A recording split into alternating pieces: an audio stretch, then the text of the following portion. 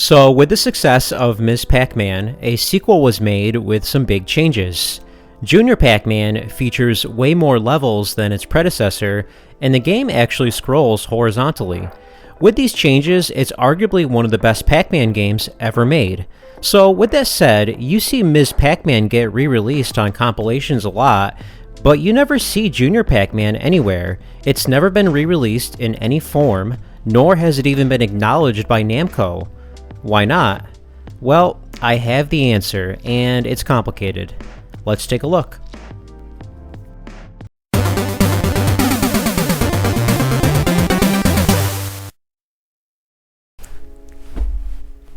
I've been doing pretty good with the weekly content, huh? What's up, guys? It's Podrez. So some people may not have even heard of Junior Pac-Man. So considering this is arguably one of the best Pac-Man games ever made, why hasn't it been re-released or even acknowledged for that matter? I mean, Namco is the creator of Pac-Man. They have the full rights to this game. Or do they? With that said, leave a like if you enjoy this video. It really helps out the YouTube algorithm. And if you enjoy retro content and obscure gaming stories, drop a subscription. It only takes a second on your part, but it helps me out greatly, and I really appreciate it. Anyway, this is going to be a really interesting story, so let's take a look.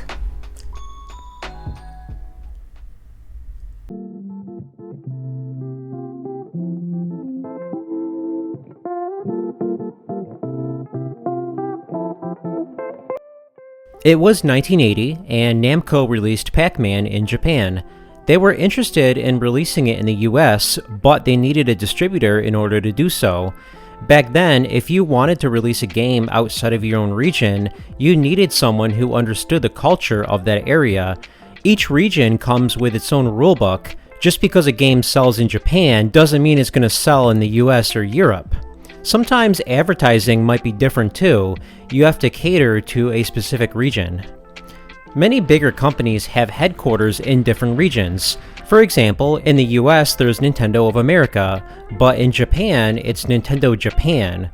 However, in the early 80s, many companies still didn't have this. Namco didn't have their own US headquarters, so they made a deal with Midway. Midway understood US culture and knew how to promote their games, so Namco allowed Midway to distribute Pac-Man in the US. Midway loved Pac-Man, and even though they were only the distributors, they acted like they created it. One flyer they published was meant to deter people from stealing their game. Look at what it says. Quote, "Our property rights encompass Pac-Man and Ms Pac-Man, the delightful color-changing, combatant-changing monsters, the dotted maze, the fruit symbols, and all of the rest of Pac-Man's world. They are without exception the copyright and trademark properties of Bally Midway Manufacturing Company." Unquote.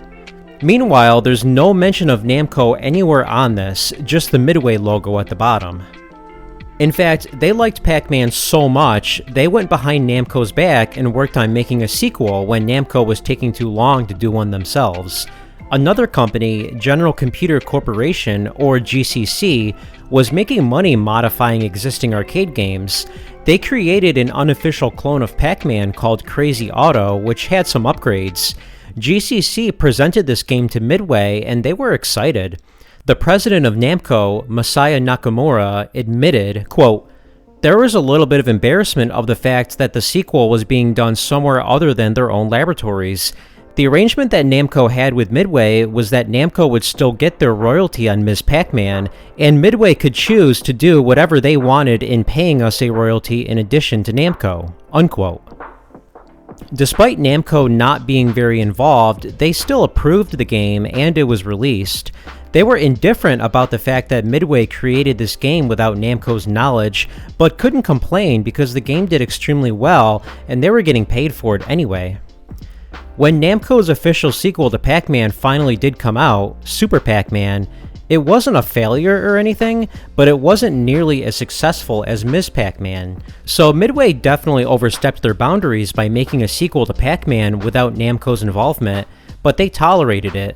This would not last for long, however.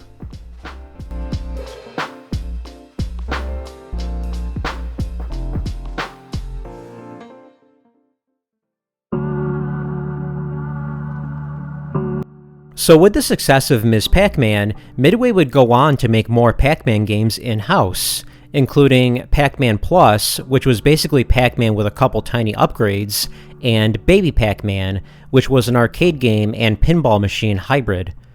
None of these games were authorized by Namco, and they were not happy that Midway was going behind their back. Midway was only supposed to be the distributor of Namco's Pac-Man games, but instead they were taking it upon themselves and acting like it was their franchise. This would be even more apparent when GCC and Midway teamed up again to create another Pac-Man game. This one would feature massive levels that scrolled horizontally. Rather than 4 levels like Ms. Pac-Man, this new game called Junior Pac-Man featured 7 levels. There's some other gameplay differences too. The bonus items can actually be bad if you don't grab them because they turn the regular Pac dots into bigger dots that will slow down your character. Also, while the scrolling is nice, it's harder to see where the ghosts are now, and there's no way to change the camera location on the fly. Because of how big the levels are, the game is significantly more difficult than the others, but overall, this game offers a lot more replayability than Ms. Pac-Man, and it's arguably better. But I'm torn on which one I like more, because the scrolling in Junior Pac-Man is both a benefit and a hindrance at the same time.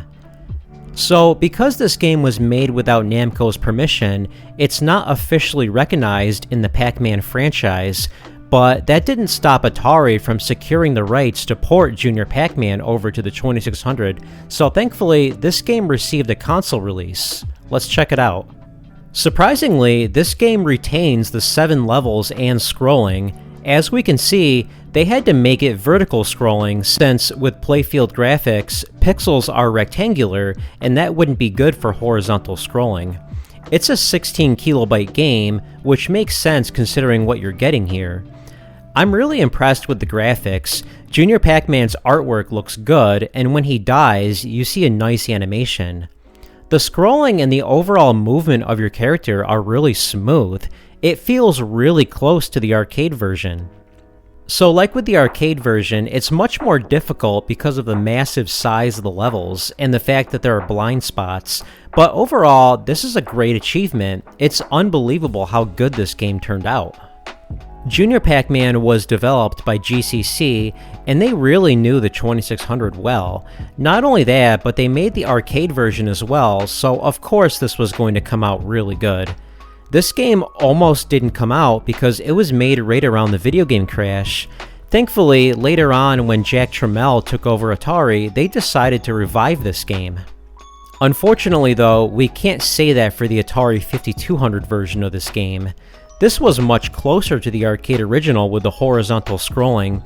It's a shame because this would have been the closest thing consumers had to the arcade version. So anyway, with Midway creating a bunch of Pac-Man games without Namco's authorization, who ended up getting the rights to them? Well, this is where things get weird.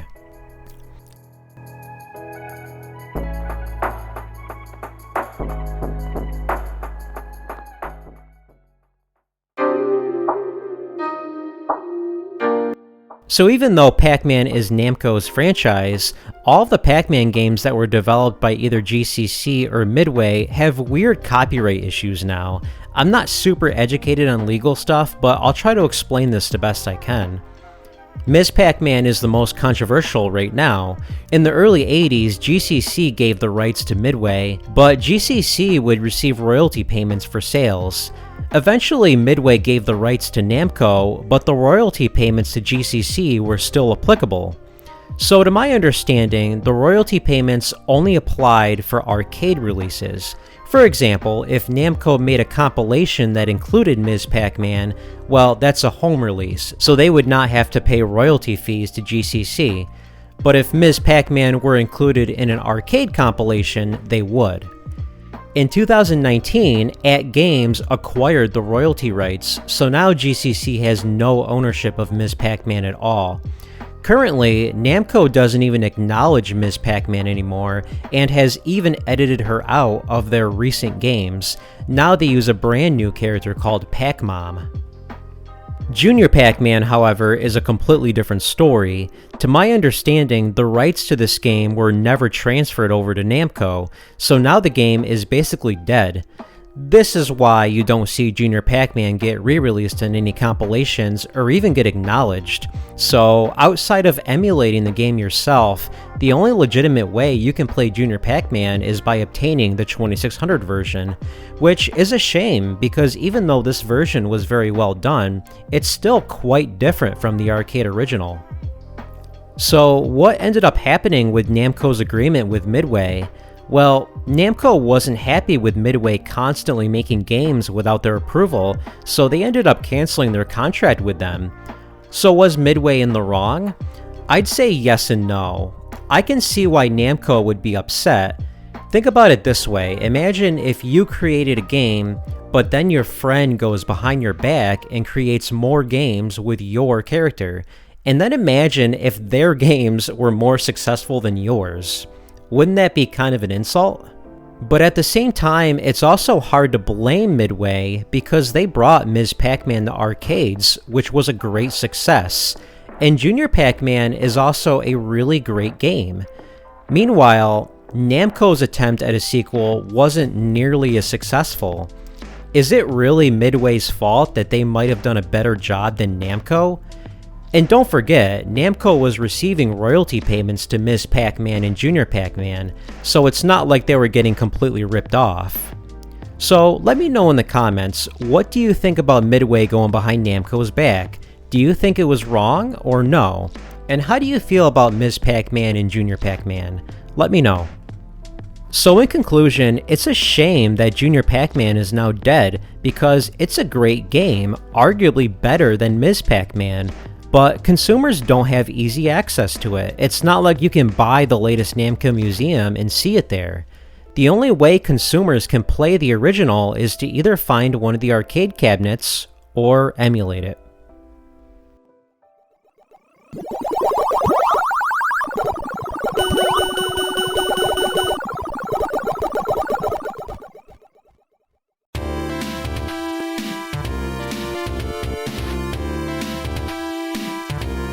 Midway loved Pac-Man, and they treated the franchise like it was their own. They were only supposed to distribute the games that Namco made, but instead, they took it upon themselves and made games without Namco's consent. This upset Namco and caused them to terminate the contract they had with Midway. But it doesn't change the fact that Midway gave us two great Pac-Man games. Without Midway being in the picture, Super Pac-Man would have been the official sequel to Pac-Man, and we would have never gotten Ms Pac-Man or Junior Pac-Man. Unfortunately for consumers, we will never see one of them get released ever again.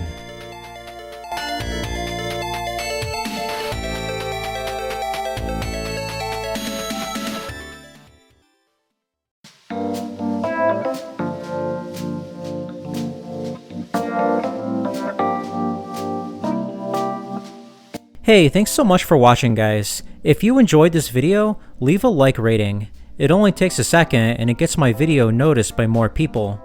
Also, if you enjoy my content, drop a subscription. That way you'll be notified when my next video comes out. Plus, it's completely free. Finally, drop a comment if you have any questions, suggestions, or just want to share your gaming experiences.